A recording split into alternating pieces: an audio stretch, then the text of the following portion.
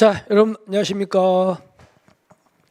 자, 오늘의 문제를 봅시다. 이제 오늘부터 제가 행정이 들어간다고 그랬죠? 그래서 행정행위 문제를 가져왔는데 제일 먼저 우리는 이제 행정이 들어갔으니까 개념이죠, 개념. 개념 봅시다, 이제 개념. 첫 번째 가보시면 먼저 우리가 수업 시간에 했던 걸 한번 정리를 해볼게요.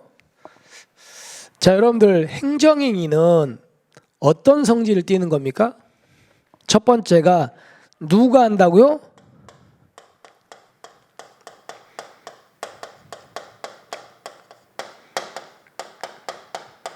자, 첫 번째 누가 해야 됩니까? 행정청이 하는 거예요, 그죠? 두 번째가 뭐예요? 구체적 사실에 대한 법을 뭐 하는 거다? 집행하는 행위입니다. 그죠? 그 다음에 또 하나가 권력적인 단독행위입니다. 그 다음에 그 중에서 행정행위는 무슨 행위다? 법률행위죠. 법률행위, 법적행위. 질문.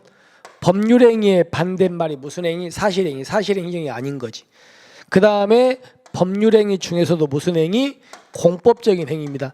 이런 성질을 다 갖는 것만 행정행위예요. 자, 그 중에서 우리는요, 구체적 사실에 대한 법집행인데 여기서 우리가 이거 배웠던 거 기억나세요? 자, 개별적의 반대말이 뭐였습니까? 일반적이었죠. 자, 개별적은 상대방이 누가 개별적이라고? 특정한 사람일 때 개별적. 그 다음에 일반적은 뭐 할 때? 불특정 다수인일 때. 그 다음에 구체적은 사건이 무슨 사건? 특정한 사건에 적용될 때. 그리고 이거의 반대말이 추상적인데 추상적은 어떻대? 불특정 다수 사건. 그래서 행정행위의 가장 기본은 개별적 구체적이라고 그랬잖아. 그리고 일반적 추상적은요, 행정청이 하는 것 중에서 일반적 추상적은 행정행위가 아니잖아. 뭐예요? 행정입법, 우리가 배웠던 거. 그래서 일반적 추상적은 행정입법입니다. 그리고 가장 기본적인 행정행위는 개별적 구체적이야. 그런데 이제 어떤 게 있었냐면 이런 게 있다 그랬죠. 개별적인데 뭐라고요? 추상적. 구체적인데 일반적도 있다 그래. 그럼 여러분들 개별적, 추상적, 구직, 일반적도 전부 다 뭐 행정이라고 그랬죠. 그러니까 결론은요, 일반적, 추상적만 행정입법이고 전부 다 행정행위야. 그 중에서 사건은 구체적인데 상대방이 불특정 다수인 이걸 뭐라고? 이것도 행정행위 중에서 뭐라고 하면 이거를 일반처분 아시겠죠? 일반처분도 행정행위야. 사건은 구체적인데 상대방이 불특정 다수 일반처분 행정행위입니다. 그걸 여러분들은 기억하시면 돼요. 그럼 보세요. 행정행위는 행정청이 우월적 지위에서, 우월적 지위니까 권력적이란 말이잖아. 행하는 것이지만 맞죠? 상대방이 동의나 신청 등의 협력이 필요한 경우에도 역시 행정이 맞습니다. 그래서 어떤 게 있냐면요, 행정행위 중에는 행정청이 일방적으로 하는 것도 있지만 상대방이 뭐 해야 돼? 신청해야 되는 게 있잖아요. 허가. 여러분, 허가 행정행위잖아요. 그런데 허가는 가만히 있으면 허가해 줍니까? 신청해야 되잖아. 그러니까 허가는 신청을 하면 해가지고 해주는 거잖아요. 그러니까 그렇게 허가같이 신청 같은 게 필요한 것도 여전히 행정이 맞아 안 맞아? 맞습니다. 이거는 신청이지 행정청과 상대방이 무슨 의사합치를 하는 게 아니잖아요. 신청하면 행정이 일방적으로 해주는 거잖아요. 그죠? 그러니까 그것도 행정이니까 일단 맞는 지분 아시겠죠? 이렇게 보시면 됩니다.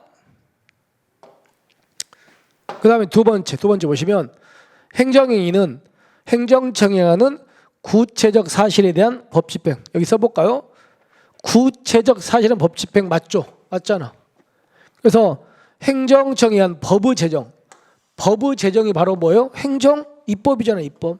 그럼 행정입법은 행정이 아닌 거잖아요. 그죠? 이렇게 해가지고 맞는 지문입니다. 그 다음에 이제 세 번째 가볼까요? 행정행위는 구체적 사실을 규율하는 거라 그랬죠.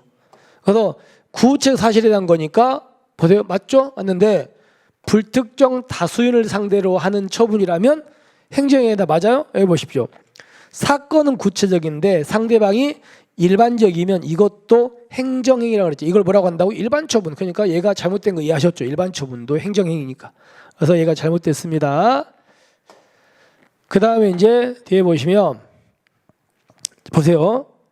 우리가 지금 행정행위는 이런 성질을 띠는 게 행정행위인데, 자, 학자들이 이런 행정행위를 왜 만들었다고요? 이런 행정행위만이 뭐다? 바로 항고 소송의 대상이 되기 위해서 이것만 묶어가지고 행정행위란 말을 독일의 학자들이 만들어냈어요. 근데 우리 법에서는 항고 소송의 대상이 되는 걸로 우리 법에서는 무슨 말을 쓰고 있다? 처분이라는 말을 쓰고 있잖아요. 따라서 학자들은 항고 소송의 대상이 되는 말로 행정행위란 말을 쓰고 있고, 우리 법은 항고 소송의 대상이 되는 말로 처분이라는 말을 쓰고 있잖아요. 따라서 학자들이 쓰는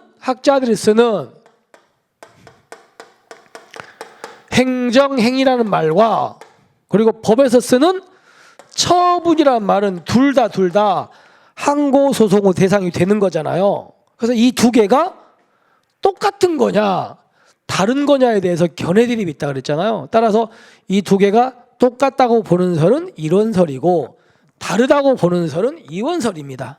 근데 우리는요, 다수설은 뭐가 이원설로서 처분이 높다고 봐요. 그죠? 그 얘기에서 행정소송법 처분의 개념과 행정행위 개념이 다르다고 보는 견해는 처분의 개념을 행정행위보다 넓은 걸로 보는 거 맞습니까? 맞죠? 얘가 높다고 봐요. 다르다고 보는 견해는. 아시겠죠? 그래서 맞는지 됩니다. 자, 그래서 우리가 총정리를 해본다면